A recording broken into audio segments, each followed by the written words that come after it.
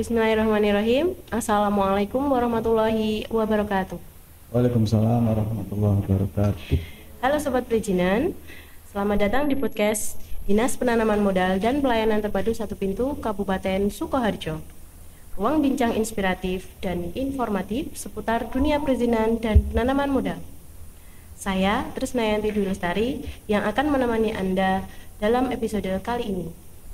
Tema kita hari ini sangat menarik, yaitu percepatan perizinan non-berusaha dan non-perizinan dengan perubahan alur layanan pada sistem perizinan izin online atau yang lebih dikenal dengan SPION. Seperti kita tahu, sistem SPION atau sistem pelayanan izin online terus berinovasi setiap tahunnya. Nah, di tahun 2025 ini ada sejumlah pembaruan penting yang akan segera diterapkan. Untuk membahasnya lebih dalam, sudah hadir bersama saya di studio yaitu Bapak Kemis Yulianto Sarjana Ekonomi selaku Penata Perizinan Ahli Muda Dinas Penanaman Modal dan Pelayanan Terpadu Satu Pintu Kabupaten Sukoharjo. Halo, selamat pagi Pak Kemis. Halo. Apa kabar hari ini? Ya. Baik. Alhamdulillah.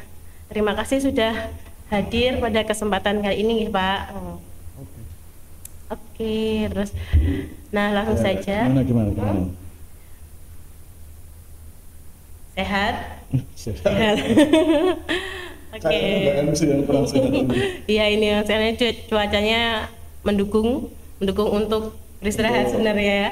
Tapi diminta untuk menemani Bapak pada acara pagi hari ini. Nah, langsung saja nggih. SPION selalu mengalami perubahan setiap tahunnya. Ya. Kira-kira apa saja sih yang berubah di tahun 2025 ini? Oke. Jadi sebelumnya saya ucapkan dulu selamat pagi untuk semua yang menyimak podcast kita hari ini. Semoga semuanya diberikan kesehatan. Amin. Yang penting itu ya kesehatan. Amin. Rezeki juga. Kemudahan dalam menjalankan segala aktivitas di hari-hari. Dan kita hari ini bahas perubahan apa lagi ya yang ada di SPION itu. Ya. Jadi untuk SPION sendiri itu setiap tahunnya selalu kita lakukan pembaruan, kita lakukan perbaikan agar supaya tetap relevan, tetap memberikan kenyamanan dalam proses permohonan perizinan. Nah, di tahun 2025 ini setidaknya ada beberapa hal yang kita perbaiki lagi dari SPION. Kalau bisa saya sebutkan 3 poin pokok aja. Yang pertama terkait dengan integrasi dengan aplikasi SIMTaru. Apa itu SIMTaru? Ya, aplikasi SIMTaru itu nanti aplikasi yang dikembangkan oleh DPUPR nanti kaitannya dengan permohonan perizinan terkait tata ruang. Itu juga aplikasi baru nih? Itu milik DPU, cuman kita proses integrasi aja untuk memberikan istilahnya kemudahan lah nanti supaya proses perizinan yang ingin diproses bisa lebih cepat. Kita proses integrasi. Terus yang kedua terkait dengan perubahan alur layanan. Nah, itu nanti yang sedikit banyak akan kita bahas di pagi hari ini. Terus yang ketiga tentunya perbaikan beberapa error minim yang ada di SPION kita perbaiki. Kalau dulu ada keluhan beberapa kali SPION nggak bisa diakses, muncul pesan error. Nah, itu juga pelan-pelan kita perbaiki juga. Karena tahun kemarin kan kita ada server perubahan bahasa pemrograman juga, makanya ada sedikit bug yang muncul di SPION. Nah, baik.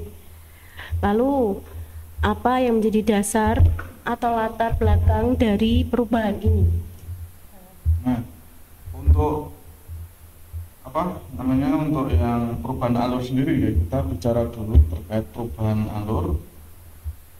perubahan alur itu sendiri pada dasarnya kita itu ingin memudahkan para pencari izin, terutama nanti yang melakukan prosesnya melalui spion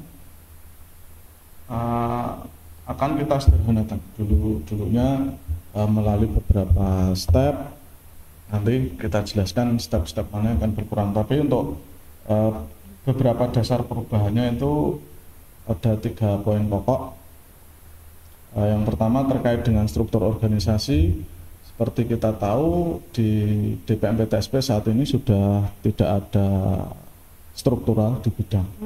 Jadi semua langsung berupa jabatan fungsional. Nah, untuk menyesuaikan dengan SOT atau struktur organisasi ini kita rancang perubahan alur di spion, kita sesuaikan juga. Terus dasar yang lainnya karena lama kelamaan jumlah SDM di kita juga berkurang, terutama yang menangani terkait perizinan ini. Seperti kita tahu kan beberapa tahun sempat ada moratorium pengangkatan CPNS, terus beberapa tahun belakangan juga yang masuk istilahnya P3K.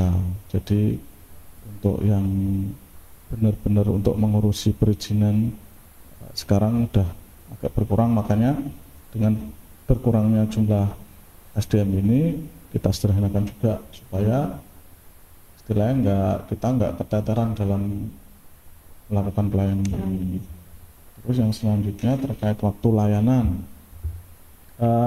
Karena beberapa kali ada keluhan terkait lamanya layanan, ya meskipun mungkin kendala tidak hanya di PTSP sendiri, karena kan selain PTSP untuk layanan perizinan berusaha dan non perizinan ada beberapa izin kita yang memerlukan kerjasama dengan OPD lainnya. Tapi semangatnya tetap dengan penyederhanaan alur ini, kita ingin memberikan layanan yang lebih cepat, yang lebih efektif kepada masyarakat. Seperti itu Mbak Trisna. Nah, menarik sekali ya. Jadi, agar masyarakat mungkin bisa lebih memahami, mungkin bisa berikan gambaran alur, atau mungkin yang ini dikasih gambaran. Oh iya, coba ada bentar. Mungkin di set dulu sama operator. Oke. Kita tunggu dulu.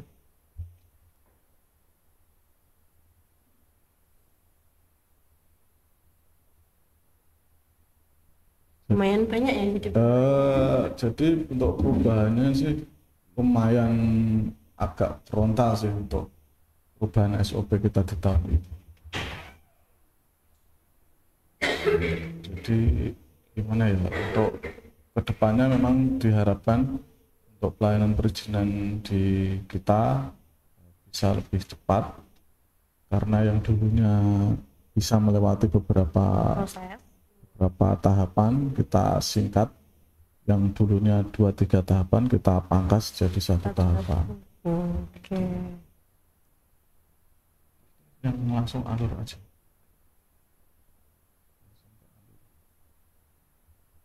Ini pemirsa bisa lihat ya di layar muncul. Nah, kira-kira untuk alur yang saat ini berjalan, gambarannya sederhananya seperti ini Mbak Trisna. Jadi ada setidaknya nanti setiap kali pemohon mengajukan izin ada 1 sampai 7 tahapan itu. Jadi mulai dari pemohon input data, upload persyaratan, nanti dicek di FO pendaftaran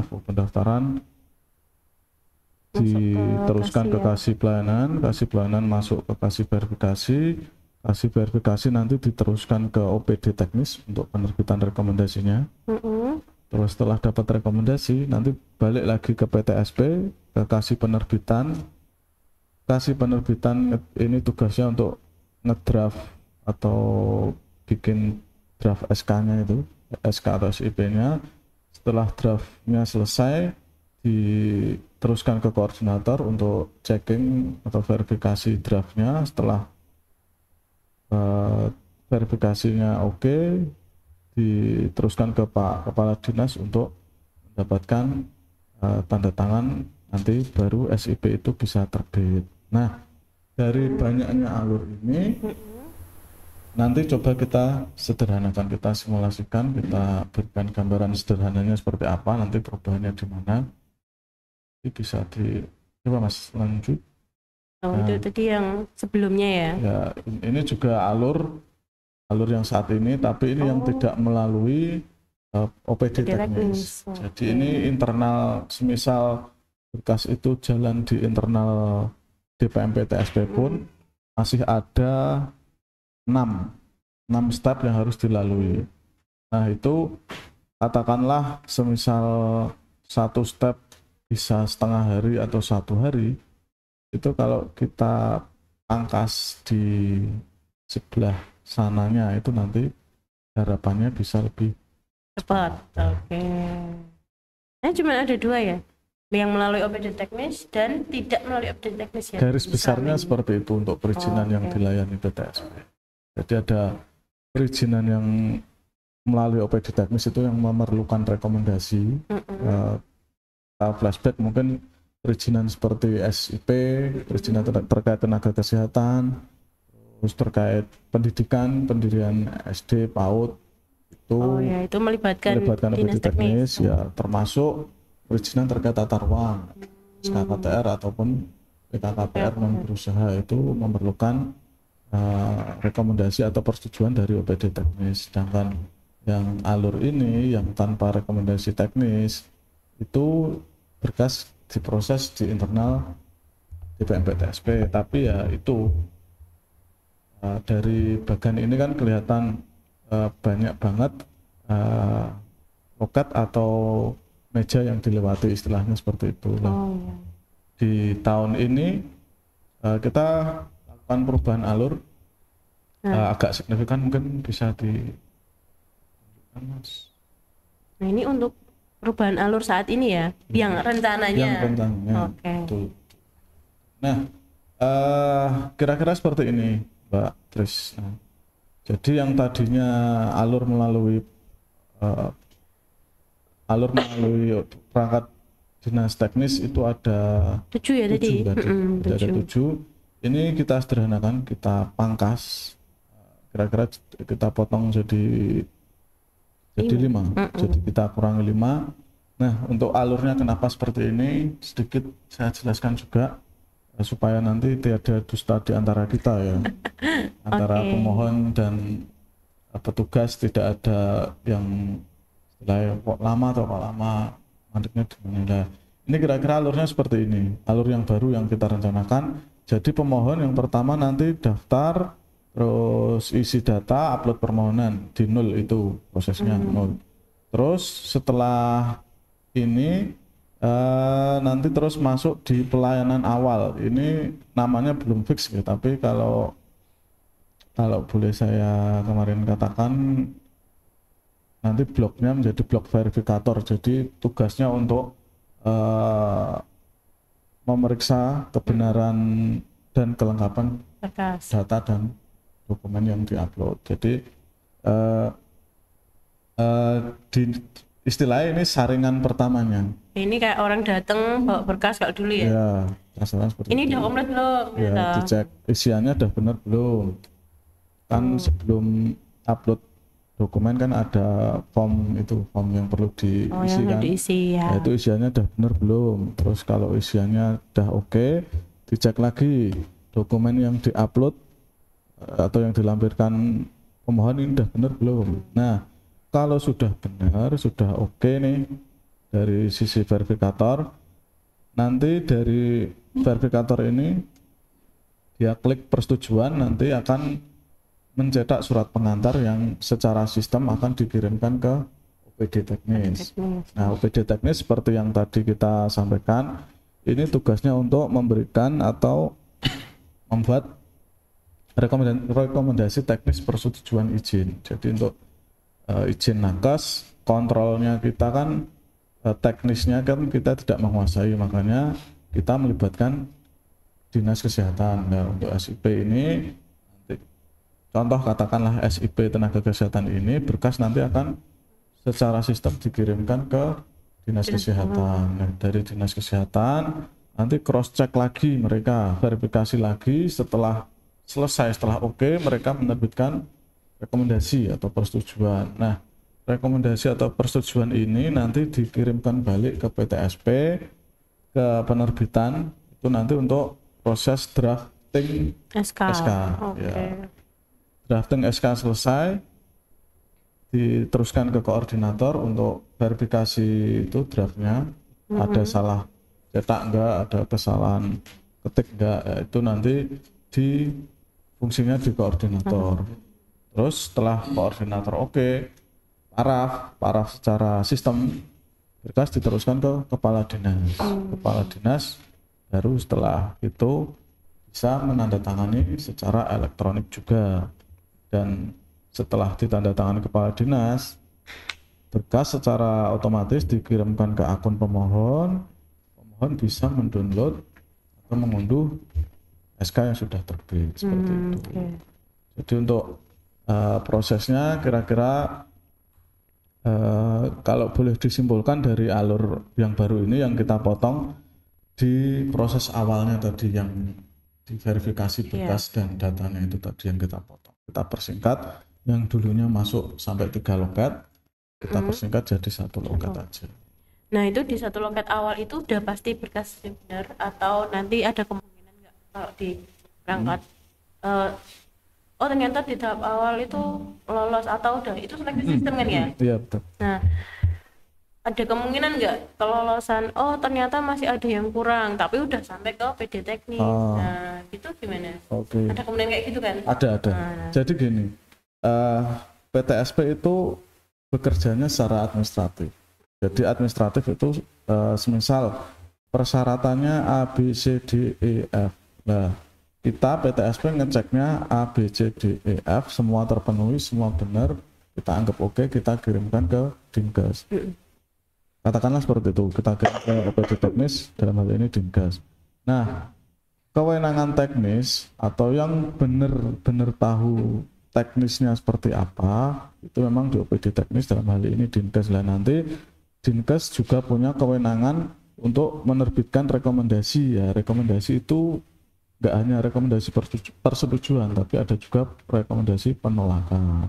Nah, jadi nggak jaminan juga kalau berkas ini lolos di verifikator, nanti di Dinkes lolos nggak juga, di OPD teknis lolos nggak juga, karena nanti ada saringan lagi nih di Dinkes. Di OPD teknis ada saringan lagi, misal katakanlah SIP apoteker, saya kasih contoh SIP apoteker, secara administratif berkas lolos nih di verifikator PTSP, udah lolos, terus dikirimkan ke Dinkes. Nah, Dinkes ngecek lagi persyaratannya, A, B, C, D, E, ada poin surat keterangan dari penanggung jawab fasilitas kesehatan atau penanggung jawab apotek A. Lah ternyata Dinkes ngecek lagi apotek A, oh ini apoteknya belum memiliki perizinan berusaha atau belum memiliki izin apotek SIA.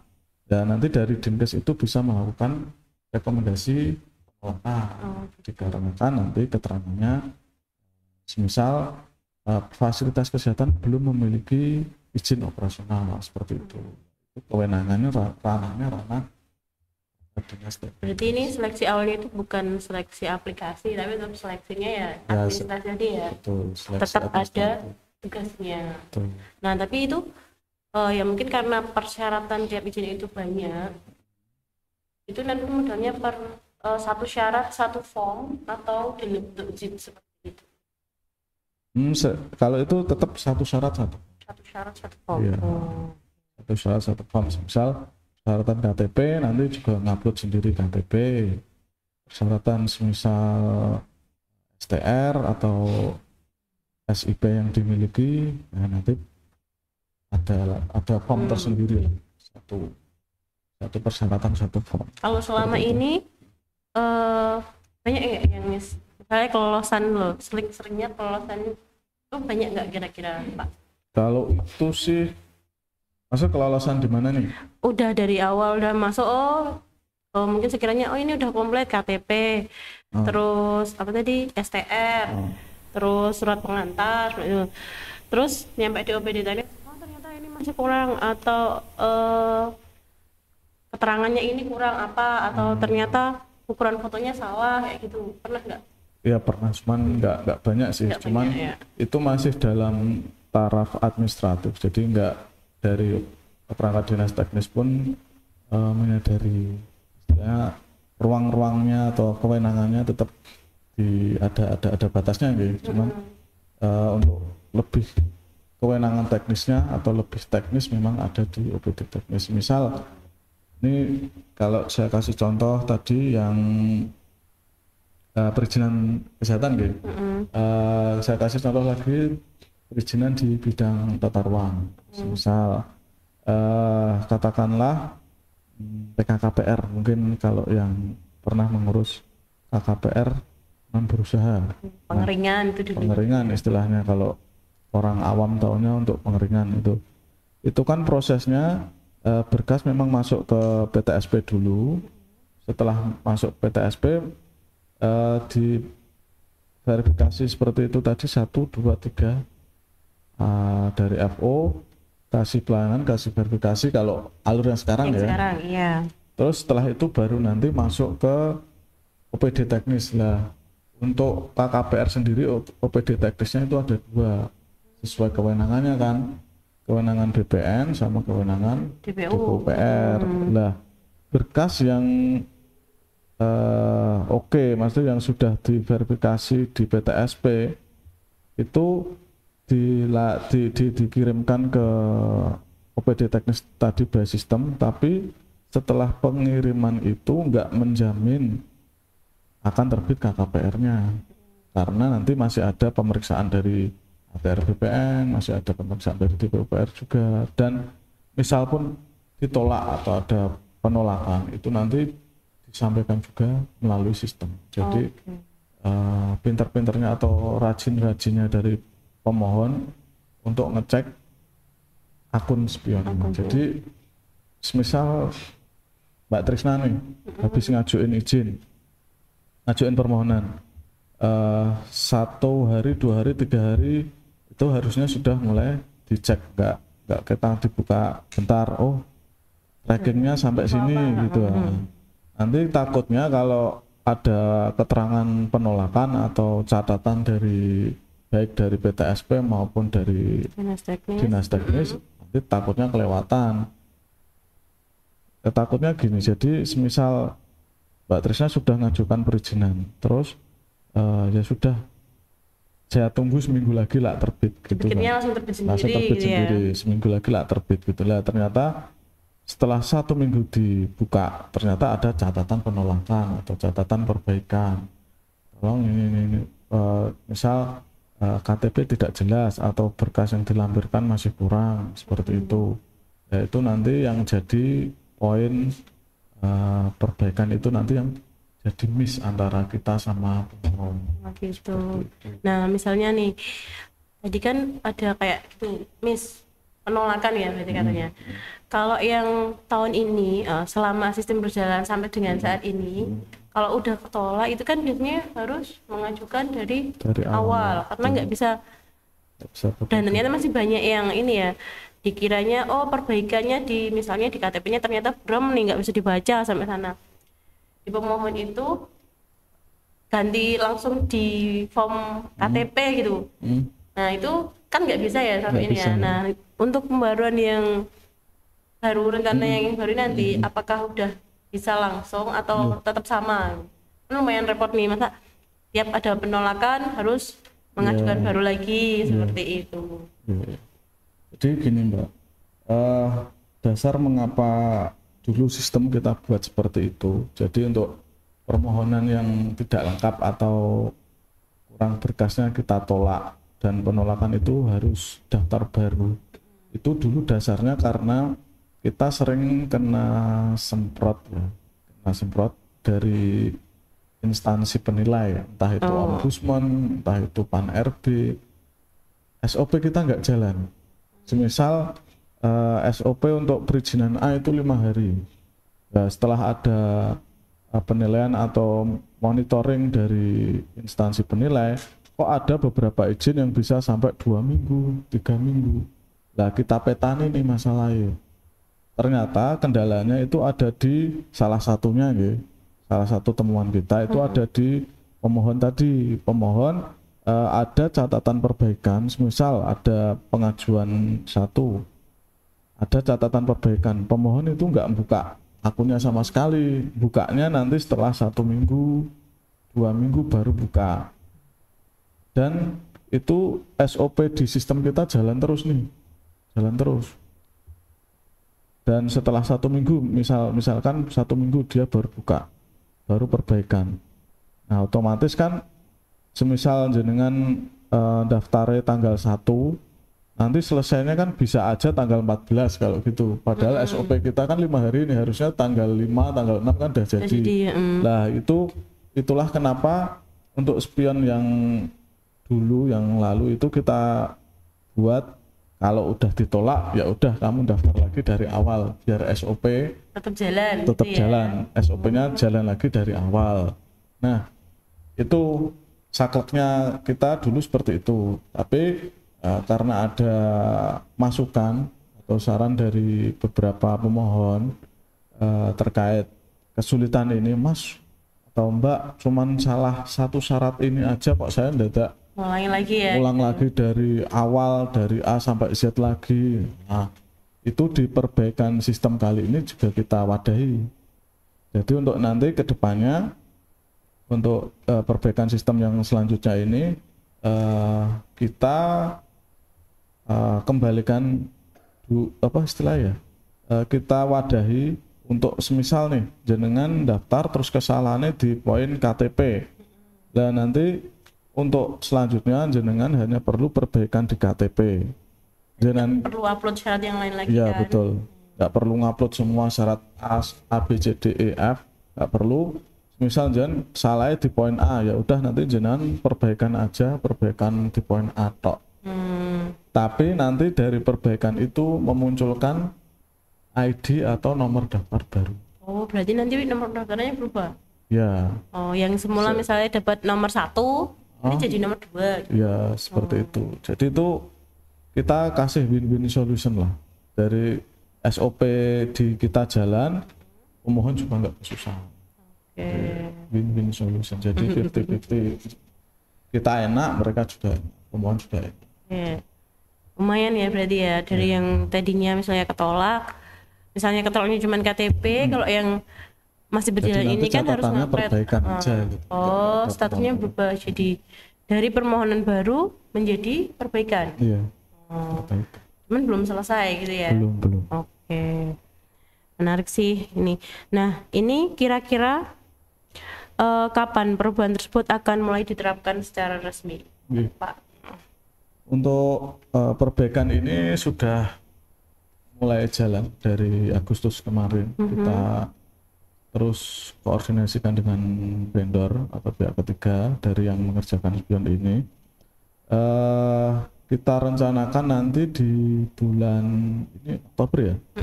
Ini udah jalan berarti? Ini sudah mulai ada beberapa yang kita uji coba untuk alur. Terus untuk beberapa perbaikan nanti menyusul dan kita rencanakan selesai di November.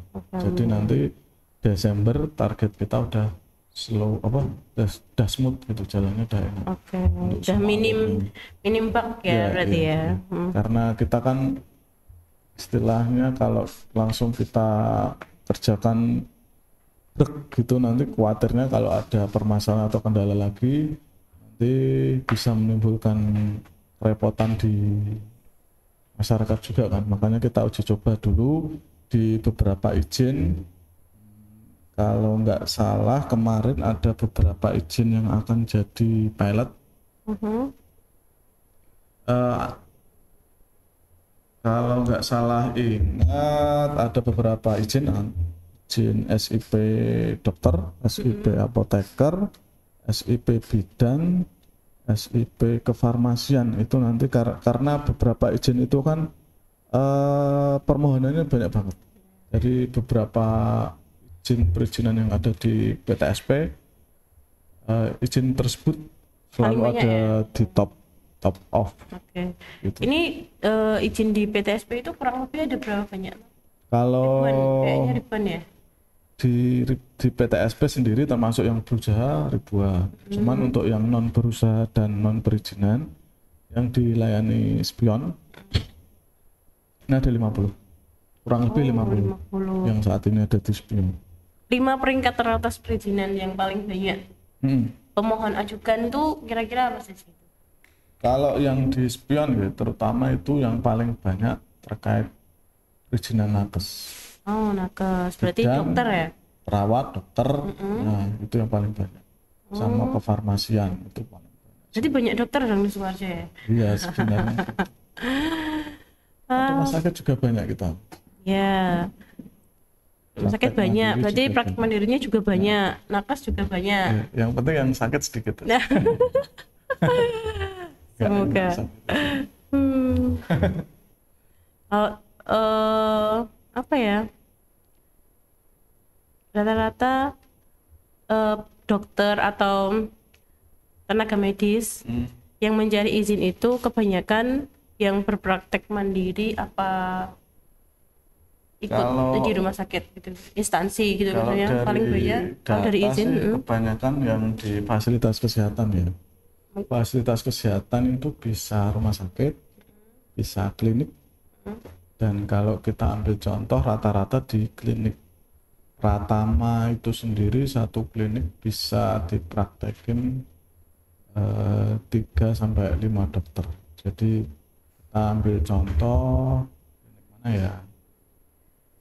Kalau kita ambil contoh klinik yang domisili saya, klinik yang di Tawangsari, Kecamatan Tawangsari, itu ada 3 dokter. Bisa satu shiftnya 1 dokter, 2 dokter.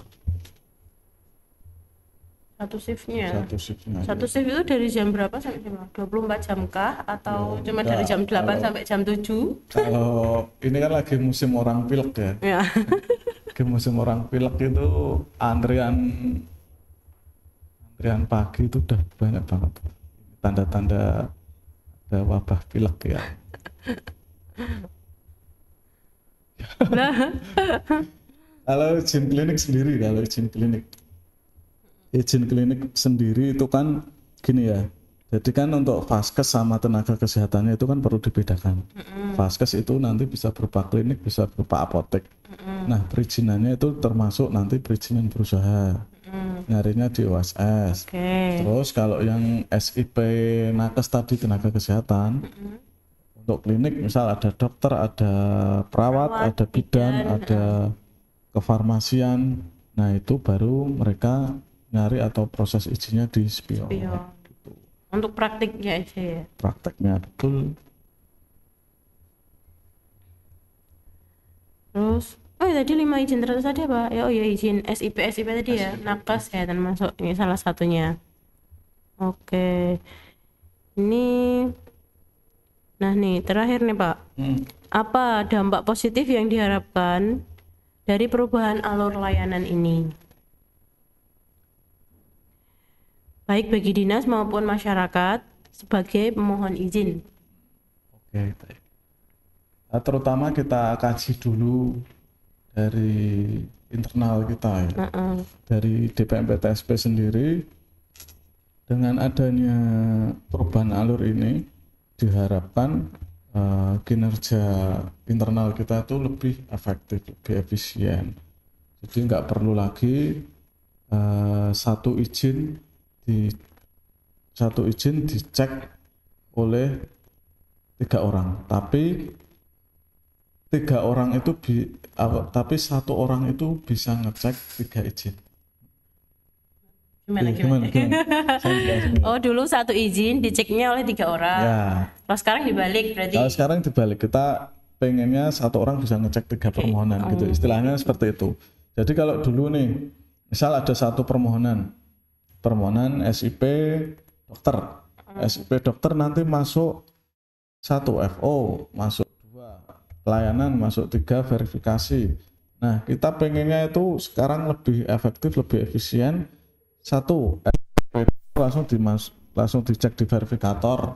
Nah, nanti ada SP apoteker lagi, cek verifikator. SIP bidan, cek verifikator. Cuman jadi seperti itu. Jadi dulunya yang tiga orang ngecek satu permohonan, sekarang kita pengennya satu orang bisa ngecek 3 permohonan. Berarti tugasnya nambah dong. Tugasnya satu orang tadi harus ngafalin. Misalnya nambah juga sih. Apa syaratnya mirip-mirip mungkin ya? Ya bukan syaratnya mirip-mirip, cuman tugasnya yang hampir mirip, makanya kita sederhanakan supaya dulunya lewat 1, 2, 3 kan otomatis makan waktu juga. Paling enggak katakanlah masuk FO nanti 30 menit. Masuk pelayanan 30 menit, masuk verifikasi 30 menit. Lah kita sederhanakan ini kan sudah makan 1,5 jam nih. Kita sederhanakan di satu step kan cuma jadi setengah jam. Nah, untuk maintenance-nya maksudnya memegang akun verifikatornya itu dipegang satu orang atau ada lebih dari satu, mungkin 2 apa 3, tapi dengan akun yang sama? Nanti satu orang pegang satu akun. Dapat akun yang sama, cuman privilege-nya sama, akunnya di masing-masing. Seperti itu. Seperti itu. Okay. Ya, kalau kita tinjau dari segi internal kita ya, jadi kita kerjanya nanti bisa lebih efektif, bisa lebih efisien. Terus selanjutnya dengan lebih efektifnya kita nanti manfaatnya mau nggak mau pasti akan dirasakan oleh pemohon atau masyarakat. Jadi tetap kita apapun yang kita kerjakan nanti tujuannya tetap untuk memuliakan masyarakat. Karena kita digaji kan untuk melayani masyarakat. Okay. Jadi dengan adanya perubahan alur ini ya itu tadi, perubahan alur ini tujuannya untuk melakukan atau mempermudah mempercepat proses perizinan. Oke. Wow, sangat jelas ya Pak ya. Jadi selain meningkatkan kecepatan pelayanan, perubahan ini juga mendorong transparansi dan efisiensi di lingkungan DPM PTSP itu sendiri. Oke, nah sebelum kita akhiri, kita buka dulu nih sesi tanya jawab, boleh kan ya? Kira-kira boleh kalau ada. Ya, barangkali ada sahabat perizinan yang ingin menyampaikan pertanyaan pada Pak Kemis Yulianto terkait perubahan layanan sistem pelayanan izin online atau spion ini. Mungkin bisa disampaikan, bisa via WA maupun IG kami ya, di @dpmptsp. Kemudian kalau di kanal YouTube masih di dpmptsp.sukoharjo.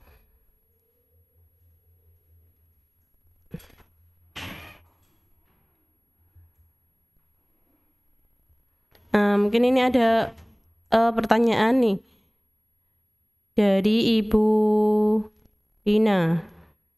Apakah perubahan alur layanan ini akan berpengaruh terhadap waktu pengurusan izin non berusaha? Mau langsung dijawab?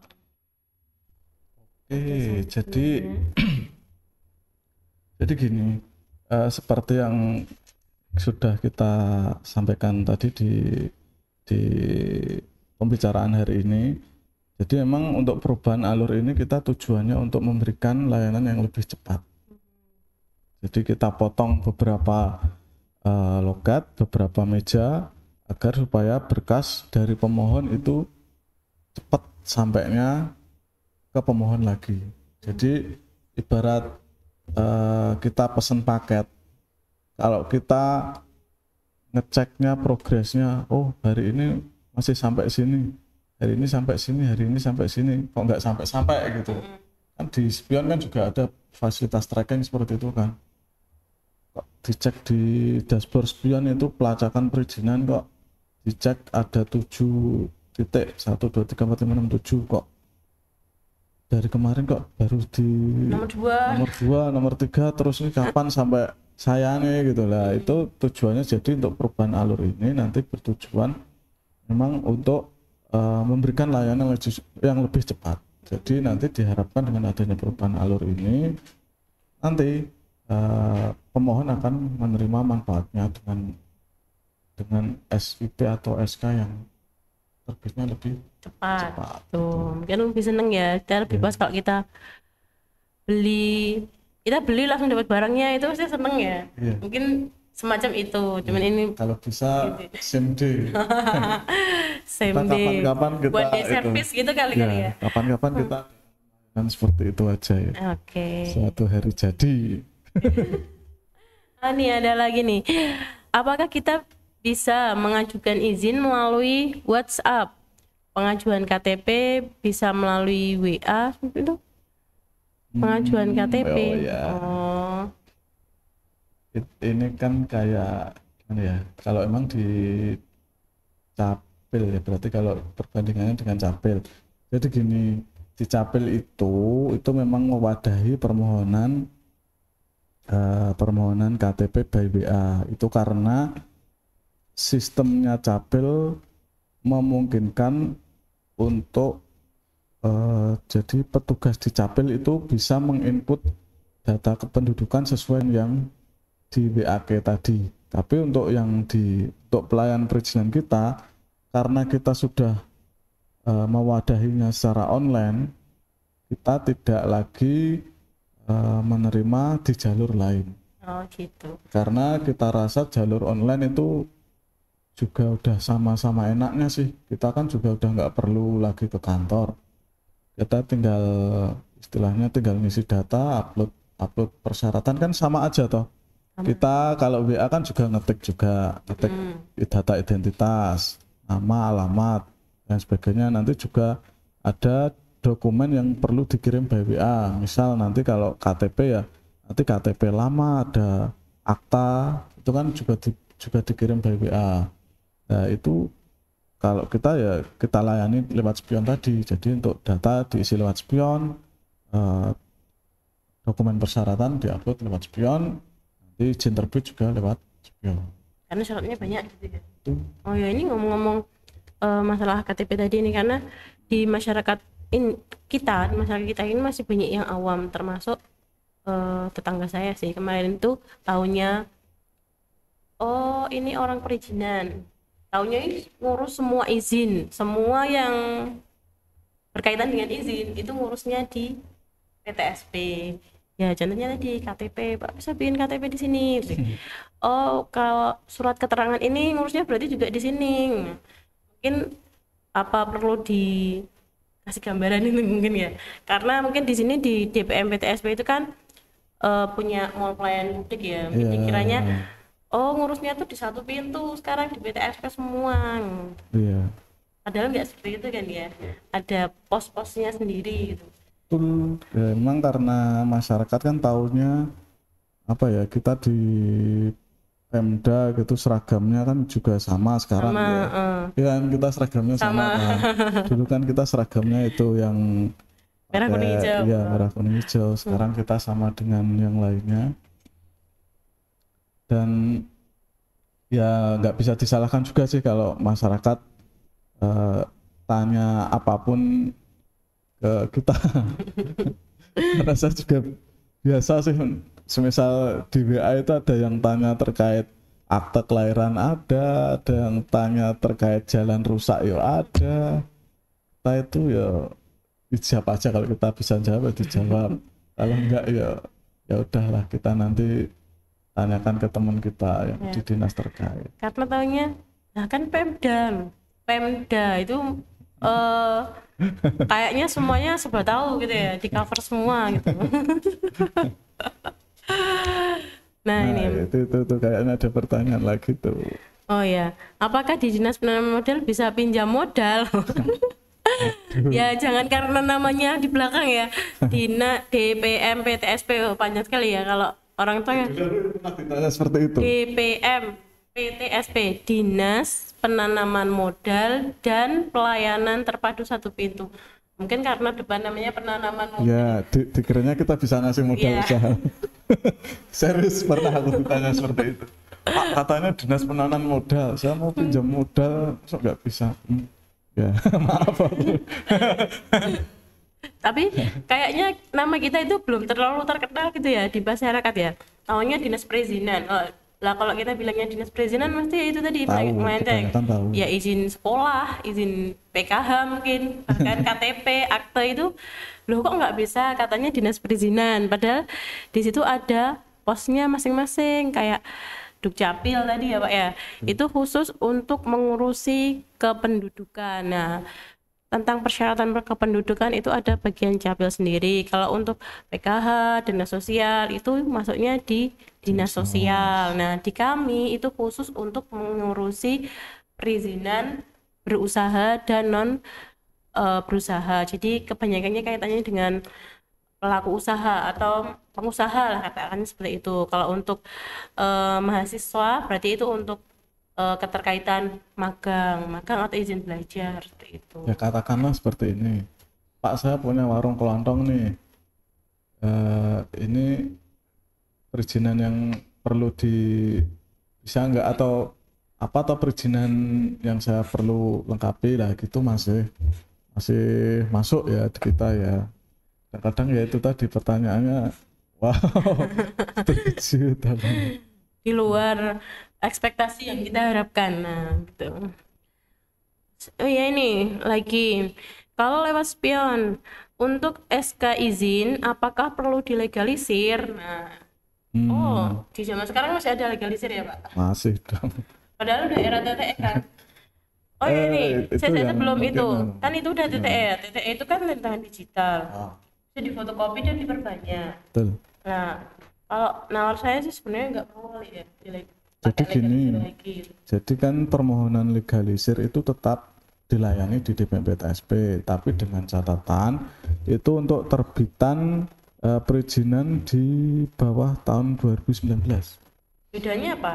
Jadi di 2019 kan kita udah mulai TTE nih, tanda tangan elektronik. Oh gitu. Jadi tanda tangan elektronik itu istilahnya berlaku tanpa perlu dilegalisir. Misal ini mau dicetak, kalau dulu sebelum era TTE SK yang asli itu kan yang tanda tangan basah, stempel basah. Yang pakai stempel bulat warna biru itu ya. Terus tanda tangan basah yang pakai pulpen warna biru itu, yang asli kan itu. Kalau mau pengajuan apa atau pengajuan misal kemana gitu kan nanti diminta legalisirnya. Itu kan otomatis yang dari yang asli itu dikopi menjadi 10 atau beberapa lah. Nah, yang hasil kopian tadi untuk membuktikan keasliannya perlu legalisir. Nah, itu era yang sebelum 2019 seperti itu memang masih kita layani. Cuman nanti untuk yang ini untuk teman-teman yang memiliki perizinan terbitan 2019 ke sana 2019, 20 sampai 25 itu nggak perlu lagi yang namanya legalisir. Karena apa? Karena pada prinsipnya yang namanya SK dengan TTE itu baik di copy hitam putih ataupun dicetak warna ataupun dicetak dengan kertas tebal mau kertas HVS biasa itu semuanya produknya asli dan mungkin pembelajaran juga kadang yang agak membingungkan atau agak yang itu dari pihak perbankan juga kadang sudah TTE tapi masih minta legalisir gitu. Padahal dari TTE itu kan nanti di SK-nya ada QR code di sebelahnya penanda tangan itu kan kita sediakan QR code. Nah dari QR code itu bisa di-scan untuk membuktikan keasliannya seperti itu. Jadi misal di-scan nih muncul atau diarahkan ke lembar PDF SK tersebut itu berarti asli.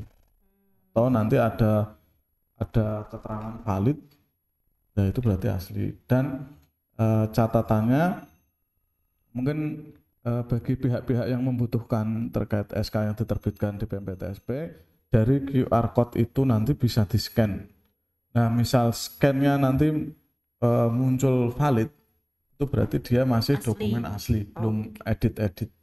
Tapi begitu di-scan kok muncul invalid atau tidak valid itu berarti ada data atau sebagian atau dirubah. banyak yang sudah dirubah gitu. Gitu. Jadi memang pengamannya di QR code itu tadi. Jadi poinnya udah nggak perlu legalisir untuk yang 2019 ke sana.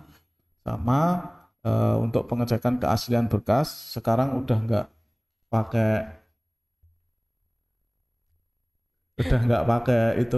pakai legalisir, pengecekan keasliannya dengan QR code itu.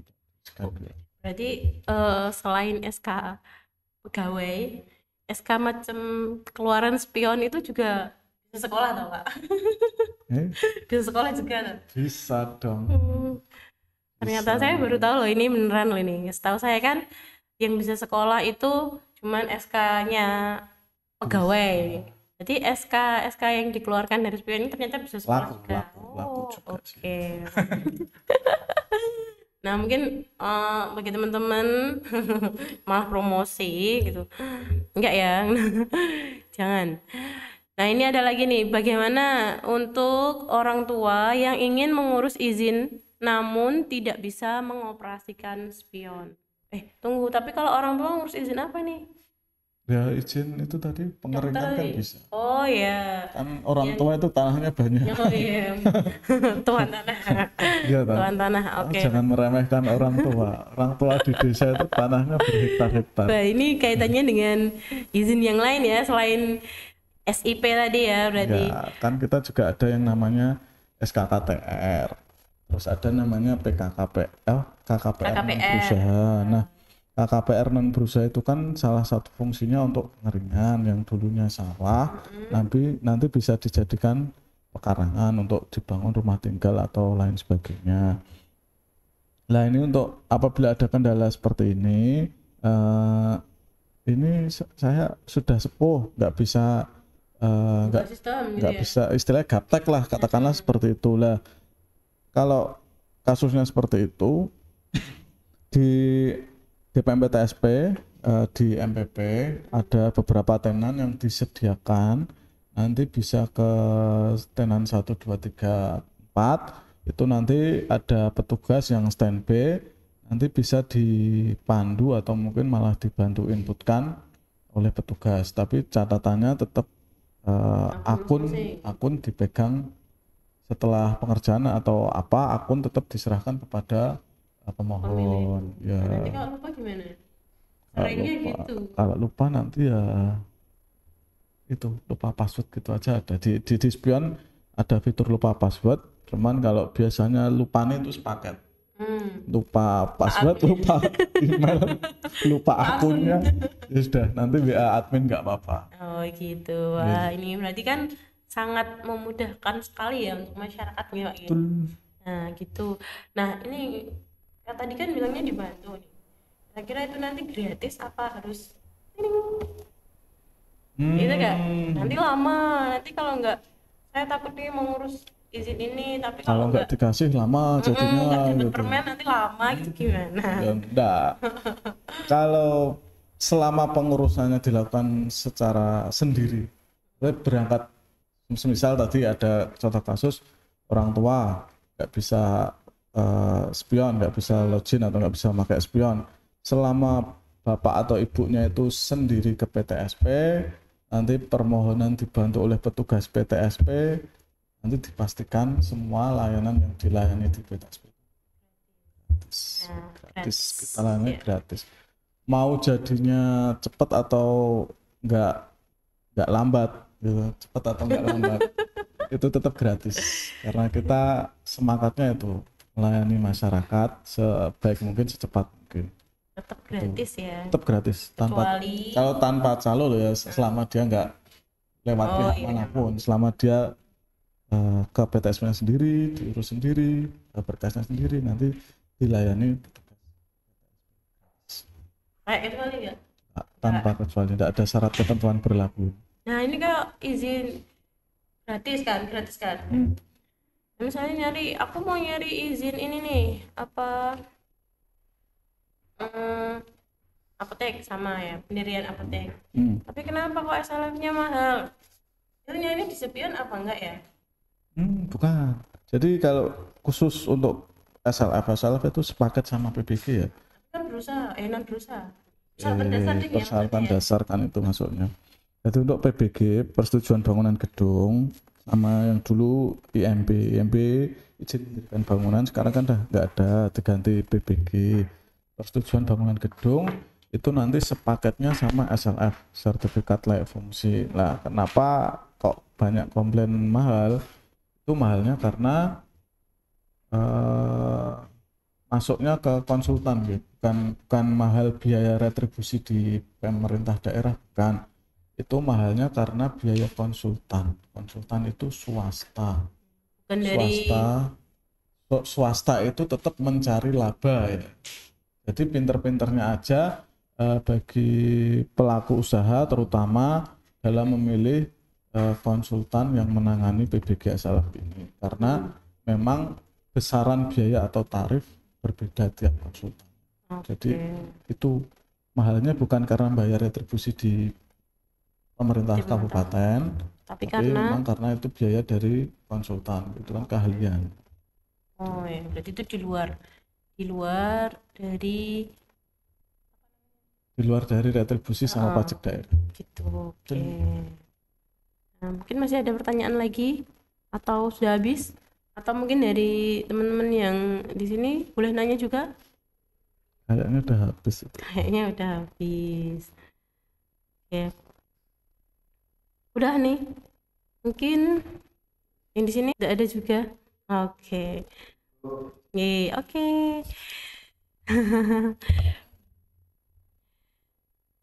Nah, baik. Terima kasih untuk Pak Gemes atas penjelasannya.